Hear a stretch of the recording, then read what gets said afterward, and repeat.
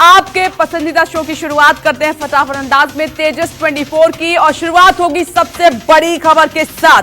जहांगीरपुरी में बुलडोजर चलेगा या नहीं, ये आज होगा तय। ये इस वक्त की बड़ी खबर। आज इस खबर पर हमारी नजर रहेगी। बड़ा फैसला आना है मामले को लेकर। सुबह 11 बजे के बाद सुप्रीम कोर्ट सुनवाई करेगा।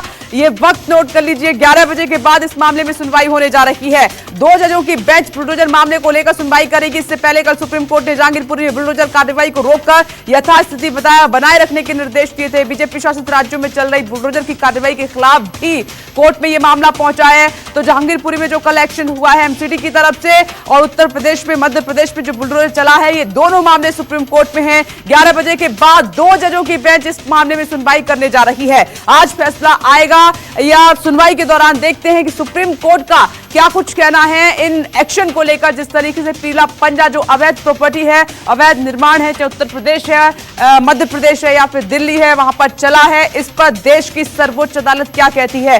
क्या ये आगे भी जारी रहेगा या फिर रुकेगा। जहांगीरपुरी में कल लगातार बैक टू बैक एक्शन हुए हैं और लोगों के जो अवैध निर्माण है उनको गिराए गए हैं, लेकिन सुप्रीम कोर्ट की दखल के बाद इसको रोकना पड़ा था।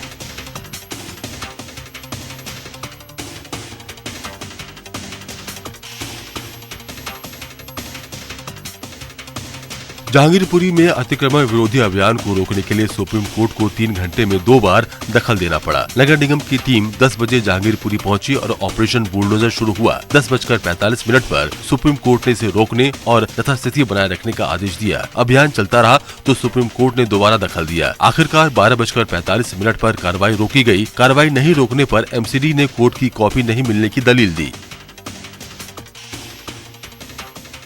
सुप्रीम कोर्ट के आदेश से पहले दिल्ली के जहांगीरपुरी हिंसा के बीच बुलडोजर से एमसीडी की बड़ी कार्रवाई हुई। एमसीडी ने कार्रवाई करते हुए आरोपियों की अवैध संपत्तियों पर बुलडोजर चलाया। सुप्रीम कोर्ट ने एमसीडी की कार्रवाई पर रोक लगाते हुए यथास्थिति बनाए रखने का आदेश दिया, लेकिन आधिकारिक आदेश मिलने के बावजूद एमसीडी ने तोड़फोड़ जारी रखी। फिर दूसरी बार शिकायत के बाद जहांगीरपुरी में बुलडोजर से अवैध निर्माण का कार्य रोका गया। आपको बता दें कि आज एक बार फिर सुप्रीम कोर्ट में इस मामले को लेकर सुनवाई होगी। हिंसा प्रभावित जहांगीरपुरी इलाके में उत्तर पूर्वी नगर निगम के अतिक्रमण विरोधी अभियान के खिलाफ याचिकाओं पर दिल्ली उच्च न्यायालय ने बुधवार को सुनवाई नहीं की। दिल्ली हाई कोर्ट ने इस मामले में सुप्रीम कोर्ट के यथास्थिति बनाए रखने के आदेश के बाद सुनवाई नहीं की, क्योंकि इससे पहले सुप्रीम कोर्ट जहांगीरपुरी में अतिक्रमण विरोधी अभियान के खिलाफ दायर याचिकाओं पर सुनवाई करने के लिए तैयार हो गया था। तेजस 24 में एक और बड़ी खबर का जल्दी से रुख कर लेते हैं। एमसीडी की कार्रवाई के बाद दिल्ली पहुंचे AIMIM chief Asaduddin Owaisi. AIMIM chief Asaduddin Owaisi को जहांगीरपुरी में पुलिस ने रोक दिया, जाने नहीं दिया। इस दौरान उन्होंने बुलडोजर कार्रवाई को लेकर कई बड़े सवाल उठाए। पहले दिन से सवाल उठाए जा रहे हैं। ओवैसी ने कहा कि बगैर नोटिस के बुलडोजर चलाया गया है, और वहीं उन्होंने सवाल यह भी किया कि बिना इजाजत के, बिना परमिशन की शोभा यात्रा कैसे निकली है। असदुद्दीन ओवैसी ये सवाल बार बार उठा रहे हैं। एमसीडी की कार्रवाई जो है तुर्कमान गेट जैसा काम है। असदुद्दीन ओवैसी ने सरकार पर निशाना साधा। एमसीडी की कार्रवाई पर ये तमाम बड़े सवाल खड़े किए हैं। जहांगीरपुरी पहुंचना चाहते थे असदुद्दीन ओवैसी, लेकिन पुलिस ने उनको जाने नहीं दिया, क्योंकि ये कहा गया है कि विपक्षी नेता इस तरीके से आएंगे तो माहौल खराब हो सकता है। लेकिन इस बीच असदुद्दीन ओवैसी ने कार्रवाई पर सवाल उठाते हुए कहा कि अगर परमिशन नहीं थी तो शोभा यात्रा कैसे निकली। दूसरी तरफ विदाउट परमिशन बुलडोजर कैसे चला दिया गया, बिना नोटिस के बुलडोजर कैसे चला है। दिल्ली में बुलडोजर कार्रवाई के बाद एआईएमआईएम चीफ असदुद्दीन ओवैसी जहांगीरपुरी पहुंचे, जहां उन्होंने इस कार्रवाई पर सवाल उठाए। उन्होंने कहा है कि ये तुर्कमान गेट जैसा काम है। वहीं इस फैसले पर दिल्ली के सीएम अरविंद केजरीवाल की भूमिका को संदिग्ध बताया है। कोई कार्रवाई नहीं की। बीजेपी के नेताओं ने लेटर लिखा, मेयर ने कहा कि अपराधी हैं, इनका घर तोड़ देंगे। घर तोड़ दिया आपने, उनका कारोबार तोड़ा। राजधानी दिल्ली का जहांगीरपुरी इलाके की ताज़ा तस्वीरें हम आपको दिखा रहे हैं। चप्पे चप्पे पर यहाँ पर पैरामिलिट्री फोर्स को तैनात किया गया है। दिल्ली पुलिस के अलावा जो है पैरामिलिट्री फोर्स जो है लगातार यहाँ पर पेट्रोलिंग कर रही है। आपको बता दें कि अतिक्रमण के खिलाफ बुलडोजर चलाया गया, उसके बाद कोर्ट का आदेश हुआ और फिर बुलडोजर को रोका गया है। अब जो है राजनीतिक पार्टी के नेताओं के आने का सिलसिला शुरू हो चुका है। ओवैसी के आने के बाद जो है अभी भी आप देखिए कि पुलिस जो है निगरानी रख रही है, क्योंकि जिस तरह से हालात यहाँ पर लगातार पैदा हो रहे हैं और जो लगातार रोजाना नए नए वीडियो भी वायरल हो रहे हैं और उस वीडियो को भी शिनाख्त किया जा रहा है। आपको बता दें कि अब पुलिस उन लोगों के पास पहुंचने की कोशिश कर रही है साइबर टीम के मार्फत से, जिसका वो मोबाइल था और उस मोबाइल से जो है वीडियो बनाया गया था। अभी का हालात आप हम दिखा रहे हैं कि 4 इस तरह के अलग अलग जो है टेंट यहाँ पर बनाया गया है, जिसमें पुलिस जो है छावनी के तौर पर यहाँ पर है और पुलिस 24 घंटा यहाँ पर मौके पर है और हालात जो हैं सुदृढ़ करने के लिए, यानी जल्द से जल्द हालात ठीक हो, इसमें दिल्ली पुलिस लगातार प्रयास कर रही है। कैमरा पर्सन विजय के साथ पवन मिश्रा, न्यूज़ 24, जहांगीरपुरी, दिल्ली।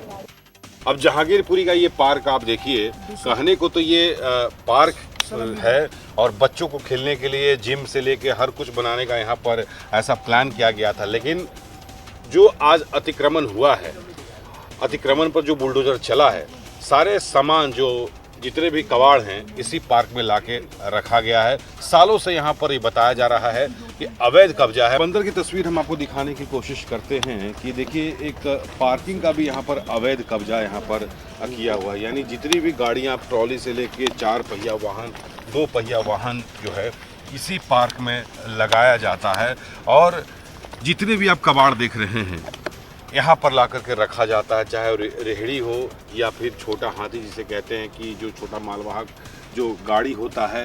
उसके अलावा सामने अगर कैमरे के मार्फत से देखिए, मैं अपने कैमरा पर्सन विजय कुमार को बोलूँगा, वो कुशल सिनेमा हॉल है जो कि यहाँ का नामी है और नामी चौराहा है। ठीक आप सामने मस्जिद आप देख सकते हैं, उसी जगह से जो है शोभा यात्रा निकल रही थी और जो जहाँ पे जो है शुरुआत जो है किया गया था। खुद अपने सहयोगी शहरा हाशमी से ही हम ले लेते हैं। जैसा स्थानीय लोगों ने बताया कि कई बार इसकी सूचना दी गई कि पार्क में अतिक्रमण हो रहा है, उसके बाद भी अतिक्रमण को खाली क्यों नहीं कराया गया? लगभग ये बताते हैं कि कई सालों से 25-30 सालों से इस पूरे पार्क में कब्जा है और यहाँ तक कि जो ये कौन लोग हैं जो कब्जा कर रहे हैं? यहीं के लोग हैं जिन्होंने पूरी पार्किंग को बताते हैं कि भाई हमने एमसीडी के द्वारा लिया हुआ है, लेकिन अगर एमसीडी के द्वारा आपने पार्क को लिया हुआ है तो यहाँ पे ये कूड़ा कबाड़ा ये रखने का तो नहीं हो सकता है। उसमें भी अलग अलग लोगों ने पूरी पार्किंग को एक ठेके के हिसाब से लिया हुआ है। बताते हैं कि लाखों रुपए का यहाँ से इन लोगों का जरिया है, जो कमाने का जरिया है वो है यहाँ। जहांगीरपुरी से कैमरा पर्सन विजय कुमार के साथ पवन मिश्रा, न्यूज़ 24, दिल्ली। मैं ठीक उसी जगह पहुंचा हूं जहां पे चंद कदम की दूरी पर मस्जिद है, काली मंदिर है, पुलिस की बैरिकेडिंग है। ये दिलशाद के पिताजी भी हैं जिन्हें पुलिस ने पकड़ा है, आरोपी बनाया है। उनसे हम बात करते हैं। क्या कहना चाह रहे थे आप तो अमन कमेटी से हैं। अमन का मतलब तो शांति होता है। मैं अमन कमेटी से भी हूँ और यहाँ का प्रधान भी हूँ और हिंदू और मुस्लिम सभी मेरे भाई बहन हैं और मैं सबको साथ में लेके चलता हूँ। ये हिंसा में सबसे पहला अहम मुखिया मेरा है। मैं सबको बीच बचाव कर रहा हूँ और फुटेज में भी हूँ। मैं ये नहीं कहूँगा जो फुटेज में भी नहीं, फुटेज में भी हूँ और बचाव करते हुआ हूँ और पुलिस के द्वारा हूँ क्योंकि अमन में हूँ। उनका खबर आया था इसलिए मैं कर रहा हूँ। अफसोस ये है जब मैं सबका मेहनत मेरा पानी में फिर गया क्योंकि मेरा लड़का भी बंद है। मुझे ये भी नहीं पता मेरा लड़का किस चीज़ में बंद है क्योंकि मुझे मिलने नहीं दिया जा रहा है, ना ही उससे बात करने दिया जा रहा है। सवाल हमारा है, आधी रात का वक्त है, लोग अपने घर में सोते हैं, आपको भी कुछ डर है क्या जो आप सड़कों पर अपनी घर की निगरानी कर रहे हैं? मैं अपने घर का निगरानी नहीं कर रहा हूँ, मैं पूरा बस्ती का निगरानी कर रहा हूँ ताकि कोई भी बाहर का आदमी यहाँ पे ना आ जाए। बाहर का कौन? जैसे कि कोई भी हो, हिंदू हो या मुस्लिम हो, ताकि हमारा बस्ती को नुकसान ना पहुँचाए। ऐसा क्या बात होगी? अपनी सेफ्टी के लिए, अपने मोहल्ले को बचाने के लिए, कोई बाहर का कोई ऐसे ऊंच नीच ना हो जाए। जब आप बाहर हैं, उधर के भी लोग बाहर हैं, तो बाहर का आदमी कैसे यहाँ पर आ सकता है? बाहर का आदमी आया तभी तो लड़ाई हुआ है, यहाँ का आदमी लड़ाई नहीं किए क्योंकि यहाँ का आदमी तो सब मिलजुल के रहते थे। बाहर का तो आए हैं तभी लड़ाई हुआ है क्योंकि दंगाइयों का कोई दीन ईमान नहीं रहता है। दंगाइयों का कोई दीन ईमान नहीं रहता है, ना वो हिंदू था ना वो मुसलमान था। बिल्कुल, दंगाइयों को कोई दीन ईमान नहीं होता है। बहुत ही अच्छी बात प्रधान ने, इस ब्लॉक के प्रधान ने कहा है। जहांगीरपुरी से कैमरा पर्सन विजय के साथ पवन मिश्रा, न्यूज़ 24, दिल्ली। और जल्दी से आगे बढ़ते इस बीच एक और बड़ी खबर का रुख कर लेते हैं। जहांगीरपुर में बुलडोजर कार्रवाई के बाद सियासत भी काफी तेजी के साथ हो रही है और अब खबर यह है कि टीएमसी ने जहांगीरपुरी दौरे का ऐलान कर दिया है। टीएमसी की तरफ से एक प्रतिनिधिमंडल यहां का दौरा करेगा। जहांगीरपुर जाकर लोगों से मुलाकात करने की कोशिश होगी। शुक्रवार यानी कि कल 6 सांसदों का दल जहांगीरपुरी पहुंचेगा। खास बात इसमें यह है कि इस प्रतिनिधिमंडल में सभी महिलाएं ही शामिल होंगी। जहांगीरपुरी दौरे के दौरान टीएमसी प्रतिनिधिमंडल स्थानीय लोगों से मुलाकात करेगा, उनका हालचाल जानेगा। लेकिन बड़ा सवाल यह है कि क्या टीएमसी का जो प्रतिनिधिमंडल आ रहा है, जो महिलाएं इसमें शामिल हैं, क्या उनको परमिशन देगी पुलिस? क्योंकि इससे पहले असदुद्दीन ओवैसी ने पहुंचने की कोशिश की, उनको परमिशन नहीं दी गई, जहांगीरपुरी में लोगों से मिलने नहीं दिया गया। तो ऐसे में तमाम विपक्षी पार्टियों के नेता जहांगीरपुरी पहुंचने की कोशिश कर रही है। कल बहुत बड़ा एक्शन हुआ है, एमसीडी की तरफ से बुलडोजर चलाया गया, जिसके चलते कई परिवार परेशान हैं, क्योंकि उनका कहना है कि हमारी जो रोजी रोटी का साधन था उसको ही खत्म कर दिया गया है। तो दूसरी तरफ मामला सुप्रीम कोर्ट पहुंच चुका है, इस पूरे मामले में सुनवाई होनी है। तो सियासत किस तरीके से हो रही है वो भी लगातार हम आपको बता रहे हैं। पश्चिम बंगाल की सीएम ममता बनर्जी ने फैसला किया है कि तृणमूल कांग्रेस का एक प्रतिनिधिमंडल जहांगीरपुरी का दौरा करेगा। ये अब तक मिली जानकारी के मुताबिक ये शुक्रवार को 6 सांसदों का दल जहांगीरपुरी का दौरा करेगा। इस 6 सदस्यीय प्रतिनिधिमंडल में सभी महिलाएं शामिल हैं, जो अपनी रिपोर्ट ममता बनर्जी को सौंपेंगी। इसमें काकोली घोष दस्तीदार, शताब्दी रॉय, माला रॉय, प्रतिभा मंडल, साजिदा अहमद और अपूर्वा पोद्दार शामिल हैं। दिल्ली बीजेपी प्रदेश अध्यक्ष आदेश गुप्ता ने एमसीडी की कार्रवाई पर रोक को लेकर बड़ा बयान दिया है। बीजेपी प्रदेश अध्यक्ष ने कहा कि आखिर सुप्रीम कोर्ट से इस एक्शन को रुकवाने से किसको फायदा होगा? कौन वो लोग हैं जो दंगाइयों को बचाने के लिए और दंगाइयों के अवैध धंधों को, अवैध निर्माण को और इनक्रोचमेंट को बचाने के लिए कौन लोग कोर्ट में गए हैं? राहुल गांधी ने दिल्ली के जहांगीरपुरी में हुई एमसीडी की कार्रवाई पर बीजेपी पर निशाना साधा है। उन्होंने ट्वीट किया कि ये भारत के संवैधानिक मूल्यों को नष्ट करने की कोशिश है, ये गरीबों और अल्पसंख्यकों को निशाना बनाना है। बीजेपी को अपने दिल में बैठी नफरत को बुलडोज करना चाहिए। वहीं इससे पहले राहुल ने ट्वीट कर लिखा था कि नफरत का बुलडोजर बंद करो और पावर प्लांट शुरू करें। मोदी जी, महंगाई है, बिजली कटौती से छोटे उद्योग धाराशायी हो जाएंगे। बुलडोजर बंद करो, संयंत्र चालू करें। जहांगीरपुरी में हुई एमसीडी की कार्रवाई पर तत्काल सुप्रीम कोर्ट के हस्तक्षेप का जमीयत उलमाए हिंद के अध्यक्ष मौलाना अरशद मदनी ने स्वागत किया है। मजलूमीन के मकानात के ऊपर बुलडोजर चलाने के हुए थे। जमीयत उलमाए हिंद उस मसले को लेकर सुप्रीम कोर्ट गई थी। हमें इस बात की खुशी है कि कोर्ट ने उसको कबूल कर लिया और स्टे का हुक्म जारी कर दिया। एक और बड़ी खबर, दिल्ली हिंसा के बाद जहांगीरपुरी में एमसीडी की बड़ी कार्रवाई हुई। सबने देखी, जहांगीरपुरी में सड़क पर अतिक्रमण मुक्त कराया गया। एमसीडी ने सड़क पर रखे कई सामान जब्त किए हैं। बड़ी खबर, एमसीडी ने जहांगीरपुरी की सड़क से 20 टन कूड़ा हटाया है, क्योंकि कल जेसीबी के साथ साथ बड़े बड़े ट्रक भी एमसीडी के कर्मचारी अपने साथ लेकर पहुंचे थे। जहांगीरपुरी में जो सालों से वहां पर अतिक्रमण हुआ था, उससे उन सड़कों को मुक्त करा दिया है, उन सड़कों को अब खाली करा दिया है। एकदम वहां से जो सामान रखा हुआ था उसको हटा दिया। 20 टन कूड़ा कल हटाया गया है। एमसीडी ने जो एक्शन लिया, बुलडोजर गया। अब देखते हैं आगे क्या होता है इस मामले में। उत्तरी दिल्ली नगर निगम के अधिकारियों ने अस्थायी अतिक्रमण हटाने की कार्रवाई के दौरान कुशल सिनेमा के पास लगभग 2 किलोमीटर के दायरे की सड़क को अतिक्रमण मुक्त किया गया। साथ ही 25 वस्तुओं को जब्त किया गया और 20 टन कूड़ा हटाया गया। इस कार्रवाई में 8 ट्रक और 4 मिनी ट्रक इस्तेमाल किया गया था। इसके साथ ही 70-80 कर्मचारी और निगम के अधिकारी, साथ ही पर्याप्त पुलिस बल को तैनात किया गया था। अवैध निर्माण की कार्रवाई के दौरान सीपीआई एम नेता वृंदा करात जहांगीरपुरी पहुंची। उन्होंने एमसीडी की कार्रवाई पर आपत्ति जताई। कहा, बुलडोजर यहां कानून की धज्जियां उड़ा रहा है। सुप्रीम कोर्ट के आदेश के बाद भी अवैध निर्माण के खिलाफ कार्रवाई चल रही है।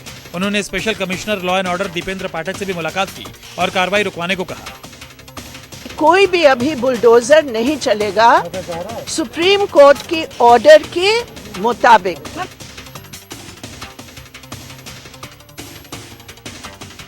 दिल्ली के जहांगीरपुरी के आज ब्लॉक से झुग्गियां हटाई गईं। अतिक्रमण की कार्रवाई के बीच सड़कों पर भारी भीड़ नजर आई।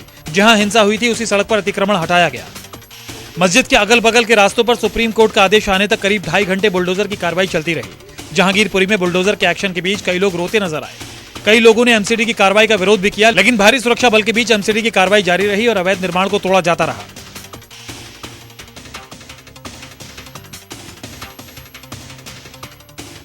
बुलडोजर एक्शन के दौरान जहांगीरपुरी में सुरक्षा व्यवस्था कड़ी की गई थी। पुलिस ने जहांगीरपुरी इलाके को 14 सेक्टर्स में बांटा था, जहां हर सेक्टर में सीएपीएफ की एक कंपनी तैनात की गई है। इसके अलावा हर एक सेक्टर में दिल्ली पुलिस के 50 जवान भी तैनात हैं। वहीं केंद्रीय पैरामिलिट्री के अलावा करीब 1500 से ज्यादा पुलिसकर्मी हिंसाग्रस्त इलाके जहांगीरपुरी में तैनात किए गए हैं। इलाके में ड्रोन से सख्त निगरानी रखी गई। छतों पर से सुरक्षा बल इलाके की निगरानी कर रहे थे।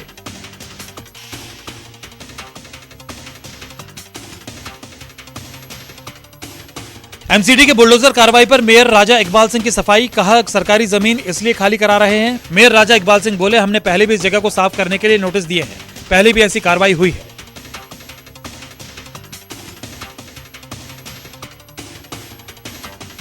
मंशा थी, हम तो एमसीडी के जो एज ए मेयर काम कर रहे हैं और हमें जो एमसीडी का काम है हम एमसीडी का ही काम कर रहे हैं। दिल्ली के जहांगीरपुरी हिंसा से जुड़ी बड़ी खबर। सूत्रों से यह खबर है कि जहांगीरपुरी हिंसा मामले में 30 फोन नंबरों से मामले की जांच की जाएगी। बताया जा रहा है कि 30 फोन नंबर अंसार, सोनू और नाबालिग आरोपी से जुड़े हुए हैं। अब क्राइम ब्रांच की एक टीम हिंसा के आरोपियों के घटना वाले दिन के लोकेशन से लेकर कॉल डिटेल रिकॉर्ड को खंगालने में जुटी है। सूत्रों का कहना है कि हिंसा में इस्तेमाल हुई पिस्टल मुहैया कराने वाले गुलाम रसूल उर्फ गुल्ली से पूछताछ में बताया है कि उसने ही हिंसा वाले दिन नाबालिग बच्चों को हथियार दिए थे। जहांगीरपुरी हिंसा से जुड़ी एक और बड़ी खबर। दिल्ली पुलिस ने एनकाउंटर के बाद हथियारों के एक सप्लायर को गिरफ्तार किया है। बताया जा रहा है कि आर्म्स सप्लायर जहांगीरपुरी का ही रहने वाला है, जिस पर पहले से ही 60 से ज्यादा मुकदमे दर्ज हैं। जहांगीरपुरी हिंसा में हथियार सप्लाई एंगल को लेकर जांच में जुटी है। वहीं दिल्ली पुलिस की क्राइम ब्रांच की टीम ने हिंसा से जुड़े वीडियो, फोटो, सीसीटीवी फुटेज और लोकल इनपुट के आधार पर करीब 300 उपद्रवियों की पहचान की है, जिनकी गिरफ्तारी के लिए छापेमारी की जा रही है। दिल्ली जहांगीरपुरी हिंसा मामले में आरोपी सलीम और अंसार की पुलिस कस्टडी बढ़ा दी गई है। वहीं आरोपी गुल्ली को भी राहत नहीं मिली है। आपको बता दें कि दिलशाद और गुल्ली को जज के चैम्बर में पेश किया गया, जिसके बाद जज ने दोनों को 3 दिनों की पुलिस रिमांड में भेज दिया। हिंसा मामले में पुलिस दोनों आरोपियों से पूछताछ करेगी। सोनू को पुलिस सुरक्षा के साथ रोहिणी कोर्ट लाया गया, जहां पर उनके साथ मीडिया को कोर्ट रूम में जाने से रोक दिया गया। सोनू शेख को कोर्ट नंबर 6 से क्राइम ब्रांच की कोर्ट नंबर 115 में लाया गया था। दिल्ली के उप मुख्यमंत्री मनीष सिसोदिया ने जहांगीरपुरी को लेकर कहा है कि बीजेपी ने अराजकता का माहौल बना रखा है। वो हर तरफ गुंडाई और लफंगाई का नाम बन गई है। जिधर देखो भारतीय जनता पार्टी कुल मिला के हर तरफ गुंडाई और लफंगाई का नाम बन गई है। पूरी अराजकता का माहौल बना के रखा हुआ है भारतीय जनता पार्टी ने। बस केवल और केवल लड़ाई झगड़े, गुंडाई बढ़ाने, हर तरफ मारपीट करवाने, महिलाओं के साथ छेड़छाड़ कराने, इनको बढ़ावा दिया है। जहांगीरपुरी हिंसा और अतिक्रमण हटाए जाने के मामले में बीजेपी सांसद मनोज तिवारी ने कहा है कि किसी को नफरत नहीं फैलानी चाहिए, साथ ही लोगों को एकजुट होकर रहना चाहिए। साथ ही उन्होंने कहा कि धर्म के नाम पर अतिक्रमण नहीं होना चाहिए, क्योंकि कानून सबके लिए बराबर है। हमें हर हाल में नफरत नहीं फैलने देना है, नफरत नहीं फैलाना है और हर धर्म को मिलजुल कर चलना होगा। तेज 24 में आगे बढ़ते हैं और एक और बड़ी खबर का रुख कर लेते हैं। प्रधानमंत्री नरेंद्र मोदी आज गुरु तेग बहादुर के 400वें प्रकाश पर्व पर लाल किले की प्राचीर से राष्ट्र को संबोधित करने वाले हैं। ये बड़ी खबर, गुरु तेग बहादुर के प्रकाश पर्व पर लाल किले से आज देश को संबोधित करेंगे प्रधानमंत्री नरेंद्र मोदी। गुरु तेग बहादुर के 400वें प्रकाश पर्व पर प्रधानमंत्री नरेंद्र मोदी के संबोधन की जानकारी दी गई है। माना यह जा रहा है कि इस दिन पीएम मोदी दुनिया भर के सिख समुदाय के लोगों को खास संदेश दे सकते हैं और इस मौके पर प्रधानमंत्री नरेंद्र मोदी स्मारक सिक्का और डाक टिकट भी जारी करेंगे। इस पर हमारी नजर रहेगी।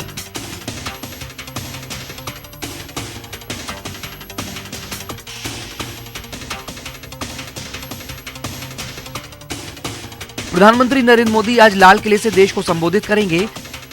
सिख तेग गुरु बहादुर के 400वें प्रकाश पर्व के अवसर पर लाल किले से पीएम का ये संबोधन होगा। पीएम प्रकाश पर्व पर एक विशेष सिक्का, डाक टिकट भी जारी करेंगे। ये पहला मौका होगा जब पीएम मोदी धार्मिक कार्यक्रम पर लाल किले की प्राचीर से देश को संबोधित करेंगे। पीएम मोदी स्वतंत्रता दिवस के अलावा 21 अक्टूबर 2018 को लाल किले से देश को संबोधित कर चुके हैं। पीएम मोदी का लाल किले से देश के नाम संबोधन सूर्यास्त के बाद होगा। इस तरह पीएम मोदी सूर्यास्त के बाद लाल किले से देश को संबोधित करने वाले देश के पहले संबोधित प्रधानमंत्री होंगे। हालांकि पीएम मोदी देश को लाल किले की प्राचीर से नहीं बल्कि उसके लॉन से संबोधित करेंगे। आजादी के अमृत महोत्सव के तहत सिख गुरु तेग बहादुर के 400वें प्रकाश पर्व पर इस कार्यक्रम का आयोजन किया जा रहा है।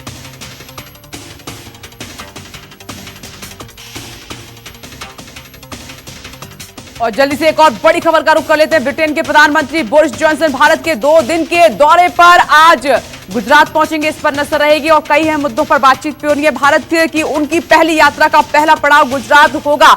वहां से जानकारी ये मिल रही है कि पीएम बोरिस जॉनसन पहले दिन अहमदाबाद आएंगे और सुबह करीब 8 बजे वो अहमदाबाद हवाई अड्डे पर उतरेंगे। यहां पर गुजरात के सीएम भूपेंद्र पटेल और शिक्षा मंत्री उनसे मुलाकात करेंगे। जीतू वाघाणी उनका स्वागत करने के लिए एयरपोर्ट पहुंचेंगे। सीधे हवाई अड्डे से वे रोड शो करते हुए साबरमती आश्रम जाएंगे।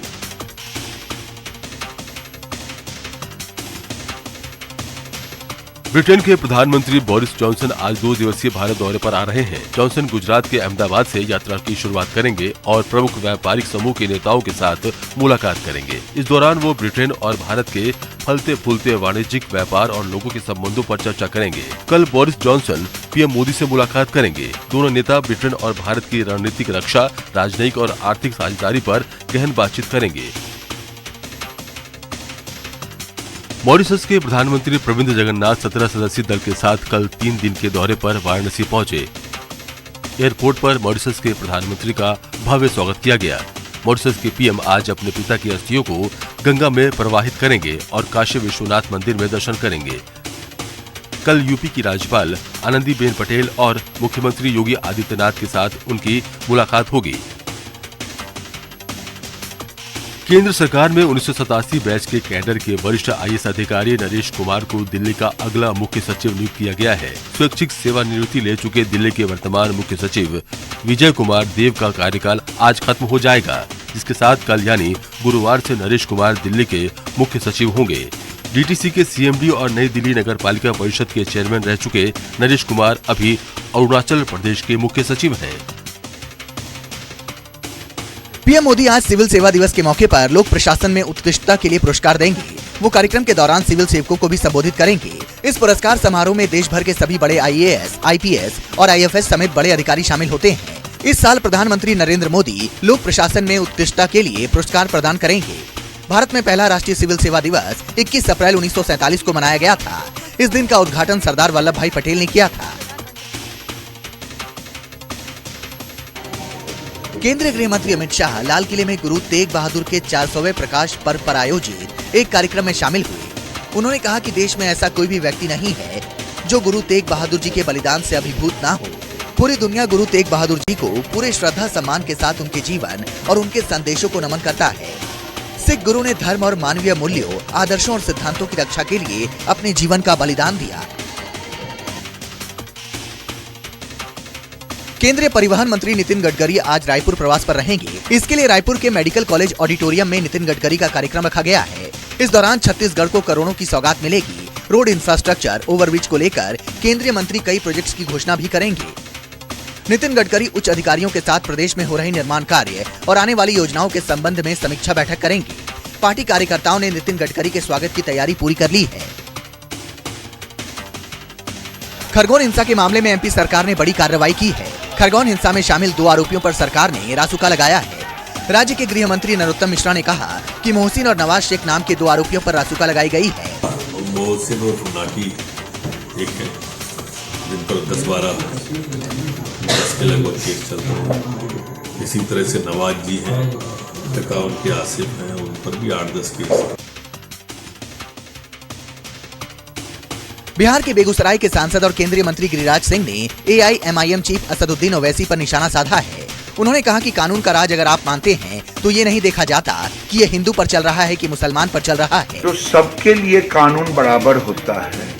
कानून की राज अगर आप मानते हैं तो नहीं देखा जाता है कि ये हिंदू पर चल रहा है कि मुसलमान पर चल रहा है। कोरोना को लेकर एक बार फिर दहशत का माहौल है, लेकिन इस बीच बिहार से लापरवाही की तस्वीरें सामने आई हैं। संक्रमण की रफ्तार देश के कई राज्यों में बढ़ने लगी है। बिहार में लोगों की लापरवाही भारी पड़ सकती है। बिहार में हालात सामान्य हैं, लेकिन खतरे को देखते हुए अस्पताल अलर्ट मोड पर जाने लगे हैं।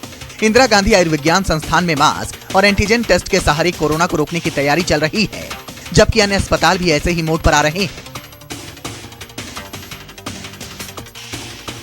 हिंदी को अंग्रेजी के विकल्प के रूप में पेश किए जाने संबंधी केंद्रीय गृह मंत्री अमित शाह के बयान के विरोध में दक्षिण में सियासी प्रदर्शन जारी है। रामेश्वरम में केंद्र सरकार के प्रस्ताव के विरोध में सीपीएम सड़क पर उतर आई और सरकार विरोधी नारे लगाए गए। राज्य में यह पहली बार नहीं हो रहा है। सत्तारूढ़ डीएमके, विपक्षी अन्ना द्रमुक, पीएमके, एमडीएमके और अन्य राजनीतिक दल शाह के बयान के खिलाफ हैं। कनिमोझी ने कहा कि हिंदी भाषा देश को जोड़ने का नहीं बल्कि तोड़ने का काम करेगी। ममता बनर्जी के लिए सियासी मुसीबत बनी देवचा पाचमी परियोजना को लेकर बयानबाजी जारी है। देवचा पाचमी के लोग शुरू से ही राज्य सरकार द्वारा प्रस्तावित कोयला खनन परियोजना का विरोध कर रहे हैं। उन्होंने स्पष्ट कर दिया है कि वे कोयला खनन के लिए अपनी जमीन राज्य सरकार को नहीं सौंपेगी। मुख्यमंत्री इन आंदोलनकारियों को बाहरी करार दे चुकी हैं। यहां टीएमसी प्रदर्शनकारियों को मनाने के लिए कार्यक्रम का आयोजन भी किया था। पश्चिम बंगाल में देवचा पचामी कोयला खदान परियोजना ममता के लिए सियासी मुसीबत बनी हुई है। प्रदर्शनकारियों के साथ विपक्षी नेताओं की मुलाकात का सिलसिला जारी है। बीजेपी नेता शुभेंदु अधिकारी ने भी बीरभूम में प्रदर्शनकारियों से मुलाकात की है। राज्य सरकार की देवचा पचामी कोयला खदान परियोजना का आदिवासी शुरू से ही विरोध कर रहे हैं। देवचा पचामी में भूमि अधिग्रहण के मद्देनजर राज्य सरकार ने भूमि दान देने वालों को रोजगार देने का वादा किया है। पश्चिम बंगाल के वीरभूमि जिला के मोहम्मद बाजार स्थित देवचा पचामी कोयला परियोजना को लेकर सियासत गरमाई हुई है। इस बीच कांग्रेस नेता अधीर रंजन चौधरी प्रदर्शन स्थल पर पहुंचकर आदिवासी नेताओं से मुलाकात की। प्रोजेक्ट का विरोध कर रहे आदिवासी सोमवार को उस वक्त और आक्रामक हो गए जब प्रशासनिक अधिकारी उन्हें समझाने के लिए पहुंचे। आदिवासियों के विरोध के कारण नेताओं एवं कार्यकर्ताओं को गांव से भागने के लिए मजबूर होना पड़ा। झारखंड के पंचायत चुनाव पर ग्रहण लगता दिखाई दे रहा है, क्योंकि आज ओबीसी आरक्षण को लेकर सुप्रीम कोर्ट में सुनवाई होगी। वहीं सुप्रीम कोर्ट ने इस मसले को लेकर महाराष्ट्र और मध्य प्रदेश में चुनाव पर रोक लगा दी है। केंद्र से पंचायत चुनाव को लेकर पत्र आने और सुप्रीम कोर्ट का आज फैसला आने के बाद झारखंड में फिर पंचायत चुनाव पर ग्रहण लगने की संभावना है। केंद्र की ओर से पंचायत चुनाव में ओबीसी के आरक्षण से संबंधित सर्वोच्च न्यायालय के एक फैसले को लेकर झारखंड को पत्र भेजा गया है।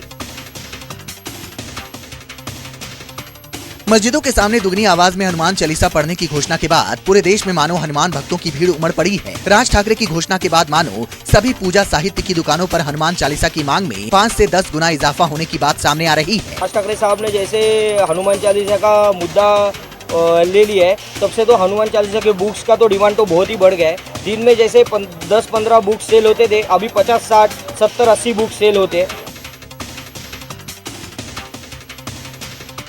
आतंकियों की हिटलिस्ट में शामिल कश्मीरी हिंदू डॉक्टर संदीप मावा आमरण अनशन पर बैठ गए हैं। उनकी मांग है कि कश्मीरी पंडितों, कश्मीरी सिखों और कश्मीरी मुस्लिमों की हत्याओं की जांच के लिए एक निष्पक्ष आयोग बने। उन्होंने कहा है कि अगर 24 अप्रैल तक ये मांग पूरी नहीं हुई तो वो आत्मदाह कर लेंगे। नेशनलिस्ट हिंदू, नेशनलिस्ट कश्मीरी पंडित, नेशनलिस्ट मुसलमान और नेशनलिस्ट सरदारों का जो इनोसेंट की किलिंग हुई, उसमें कमीशन बनाया जाए। दिल्ली के मयूर विहार फेज 3 में बीजेपी नेता जीतू चौधरी की गोली मारकर हत्या कर दी गई। अज्ञात हमलावरों ने शाम 7:30 बजे हत्या की वारदात को अंजाम दिया। ये घटना उस समय हुई जब जीतू चौधरी अपने घर से बाहर निकले थे, तभी बदमाशों ने उन पर फायरिंग कर दी। बीजेपी नेता को गंभीर हालत में नोएडा के मेट्रो अस्पताल में भर्ती कराया गया, जहाँ उन्होंने दम तोड़ दिया। हत्या की वजहों का पता नहीं चल पाया है। पुलिस सीसीटीवी फुटेज खंगाल रही है। पुलिस ने हत्या का केस दर्ज कर आरोपियों की तलाश शुरू कर दी है। जहांगीरपुरी में अतिक्रमण हटाए जाने के विरोध में जेएनयू कैंपस में आयसा विंग के छात्रों ने जमकर प्रदर्शन किया। इस विरोध प्रदर्शन में कई छात्र संगठन भी शामिल हुए। एनडीएमसी की ओर से अतिक्रमण विरोधी अभियान के तहत जहांगीरपुरी में बुलडोजर ने कई अवैध निर्माणों को ध्वस्त किया था। इसको लेकर छात्रों में भारी रोष देखा गया। छात्रों ने सरकार के खिलाफ जमकर नारेबाजी की। छात्रों ने पोस्टर और बैनर्स के जरिए बुलडोजर की कार्रवाई बंद करने की मांग की। लेफ्ट विंग के छात्रों ने पुतला जलाकर भी विरोध जताया। दिल्ली में कोरोना की बढ़ती रफ्तार लगातार जारी है। दिल्ली में 24 घंटे में कोरोना के 1009 नए मामले सामने आए हैं। ये बीते 68 दिनों में सबसे अधिक है। 10 फरवरी को 1104 कोरोना मरीज मिले थे। दिल्ली में 24 घंटे में कोरोना से एक मरीज की मौत भी हुई है। कोरोना की बढ़ती रफ्तार ने एक बार फिर से दिल्ली वासियों की चिंता बढ़ा दी है। वहीं संक्रमण दर 4.42% से बढ़कर 5.70% हो गई है। दिल्ली में कंटेनमेंट जोन की संख्या 625 है। कोरोना के बढ़ते केस के मद्देनजर दिल्ली में मास्क एक बार फिर से अनिवार्य कर दिया गया है। मास्क नहीं पहनने पर 500 रुपए का जुर्माना लगेगा। दिल्ली में कोरोना के मौजूदा हालात पर डीडीएमए की अहम बैठक हुई, जिसमें अहम फैसले लिए गए। फिलहाल स्कूल बंद नहीं होंगे। स्कूल के लिए एक्सपर्ट से बात करके एसओपी जारी होगी। दिल्ली में व्यापक स्तर पर वैक्सीनेशन करने पर फैसला लिया गया है। उपराज्यपाल अनिल बैजल की अध्यक्षता में डीडीएमए की बैठक हुई, जिसमें CM Kejriwal, deputy CM Manish Sisodia और स्वास्थ्य मंत्री सत्येंद्र जैन भी मौजूद रहे। केंद्रीय गृह मंत्री अमित शाह लाल किले में गुरु तेग बहादुर के 400वें प्रकाश पर्व पर आयोजित एक कार्यक्रम में शामिल हुए। उन्होंने कहा कि देश में ऐसा कोई भी व्यक्ति नहीं है जो गुरु तेग बहादुर जी के बलिदान से अभिभूत ना हो। पूरी दुनिया गुरु तेग बहादुर जी को पूरे श्रद्धा सम्मान के साथ उनके जीवन और उनके संदेशों को नमन करता है। सिख गुरु ने धर्म और मानवीय मूल्यों, आदर्शों और सिद्धांतों की रक्षा के लिए अपने जीवन का बलिदान दिया। यूपी में कोरोना ने एक बार फिर से पैर पसारना शुरू कर दिया है। यूपी में बढ़ते कोरोना मामलों को लेकर योगी सरकार गंभीर हो गई है। एनसीआर समेत लखनऊ के सभी सार्वजनिक जगहों पर मास्क अनिवार्य कर दिया गया है। सीएम योगी ने कोविड प्रबंधन टीम को अलर्ट मोड पर रहने के निर्देश दिए हैं। गौतम बुद्ध नगर, गाजियाबाद, हापुड़, मेरठ, बुलंदशहर, बागपत और लखनऊ में कोरोना प्रभाव बढ़ा है। सीएम योगी ने निर्देश दिए हैं कि इन जिलों में टीकाकरण से छूटे लोगों को चिन्हित कर वैक्सीनेट किया जाए। मुंबई में आईएनएस वागशीर पनडुब्बी को लॉन्च किया गया। टेस्टिंग और ट्रायल के लिए स्कॉर्पियन श्रेणी की 6ठी पनडुब्बी वागशीर लॉन्च की गई है। ये पनडुब्बी प्रोजेक्ट 75 के तहत तैयार की गई है। साल 2023 तक इसे भारतीय नौसेना को सौंपने का लक्ष्य है। ये दूसरे पनडुब्बियों की तरह मिसाइल और टॉर्पीडो से लैस है और समुद्र में माइंस बिछाने में भी सक्षम है। इसे 350 मीटर गहरे समुद्र में भी तैनात किया जा सकता है। छत्तीसगढ़ सरकार ने भीषण गर्मी को देखते हुए राज्य के सभी शासकीय और निजी स्कूलों में 24 अप्रैल से 14 जून तक गर्मी की छुट्टी का ऐलान किया है। शिक्षा विभाग ने आदेश जारी किया है जिसमें स्कूलों में कुछ विषयों में एंडलाइन असाइनमेंट 25 अप्रैल को दिया जाना है। उन विषयों में जो विद्यार्थी स्वेच्छा से स्कूल जाना चाहते हैं उनका एंडलाइन असाइनमेंट तय तारीख के मुताबिक होगा। इसके बाद स्कूल 15 जून से खुलेंगे। आपको बता दें कि यह आदेश सरकारी और प्राइवेट दोनों स्कूलों में लागू होगा। जर्मनी, फ्रांस और इटली में कोरोना की बेकाबू रफ्तार जारी है। जर्मनी में भी कोरोना कहर मचा रहा है। यहाँ एक दिन में 2 लाख केस सामने आए हैं। वहीं चीन के वित्तीय केंद्र शंघाई में सरकार ने लॉकडाउन को आगे बढ़ाने का फैसला किया है क्योंकि शहर में कोरोना को लेकर टेंशन कम नहीं हुई है।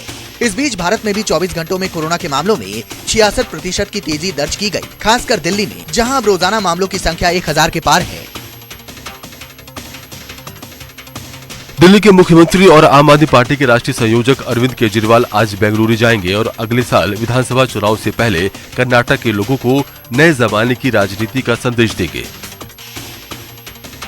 केजरीवाल कर्नाटक राज्य रायता संघ के प्रमुख और किसान नेता कोडिहल्ली चंद्रशेखर के निमंत्रण पर किसानों, महिलाओं, युवाओं और समाज के विभिन्न वर्गों के लोगों के एक सम्मेलन में भाग लेंगे। बिहार के बक्सर में बड़ा ट्रेन हादसा टल गया। दानापुर डीडीयू रेल खंड के चौसा स्टेशन के पास उधाना एक्सप्रेस का इंजन फेल हो गया था, जिससे ट्रेनों का आवागमन घंटों बाधित रहा। बक्सर रेलवे स्टेशन पर विक्रमशिला एक्सप्रेस घंटों रुकी रही। इसी वजह से यात्रियों को भारी परेशानियों का सामना करना पड़ा। रेलवे कर्मचारियों की कड़ी मशक्कत के बाद ट्रेनों का परिचालन शुरू किया गया। करीब 1.5 घंटे रेलवे रूट बाधित रहा। पंजाब के अमृतसर में एक महिला ने ससुराल पक्ष के खिलाफ धरना दिया। महिला ने ससुराल वालों पर प्रताड़ित करने का आरोप लगाया है। महिला ने बताया कि उसे कई सालों से परेशान किया जा रहा था, इसी लेकर उसने ससुराल के बाहर धरना प्रदर्शन किया। महिला ने बताया कि 10 साल पहले उसकी शादी हुई थी। ससुराल की ओर से उसे बेदखल कर दिया गया था। कोर्ट के आदेशानुसार वो सारे खर्च उठा रही थी। महिला ने प्रशासन से न्याय की गुहार लगाई है। करनाल पुलिस ने अश्लील वीडियो बनाकर लोगों को ब्लैकमेल करने वाले शख्स को गिरफ्तार किया है। आरोपी अपने साथियों के साथ मिलकर ब्लैकमेल की घटना को अंजाम देता था। व्हाट्सएप पर अश्लील कॉल के जरिए लोगों का वीडियो बनाकर उन्हें ब्लैकमेल किया जाता था। आरोपी सीएचए सेंटर चलाता था। ब्लैकमेलिंग के इस काले खेल में पुलिस ने महिलाओं के भी शामिल होने की आशंका जताई है। पुलिस ने मामला दर्ज कर इसके बाकी साथियों की तलाश भी शुरू कर दी है। पटना पुलिस ने ऐसे शख्स को गिरफ्तार किया है जो लड़कियों को अपने प्रेम जाल में फंसाकर उनसे शादियां करता था। आरोपी की पहचान मुकेश कुमार के रूप में हुई है, जो खुद को सिविल कोर्ट का वकील बताता है। साल 2017 में मुकेश ने पूजा नाम की लड़की से कोर्ट में मैरिज की थी। बच्चे होने के बाद मुकेश पूजा को प्रताड़ित करने लगा। छुटकारा पाने के लिए उसने पूजा और उसके बच्चे का गला दबाकर मारने की कोशिश भी की। इसके अलावा मुकेश ने 2 और शादियाँ भी की है। तेजस 24 में अभी इतना ही। नमस्कार, मैं हूं मानक गुप्ता। अगर आपको हमारा ये वीडियो पसंद आया हो तो इसे लाइक और शेयर जरूर करें और हाँ, हमें सब्सक्राइब और फॉलो करना ना भूलें ताकि आप देश और दुनिया की कोई खबर मिस ना करें। तो जुड़े रहिए हमारे साथ और देखते रहिए न्यूज़ 24।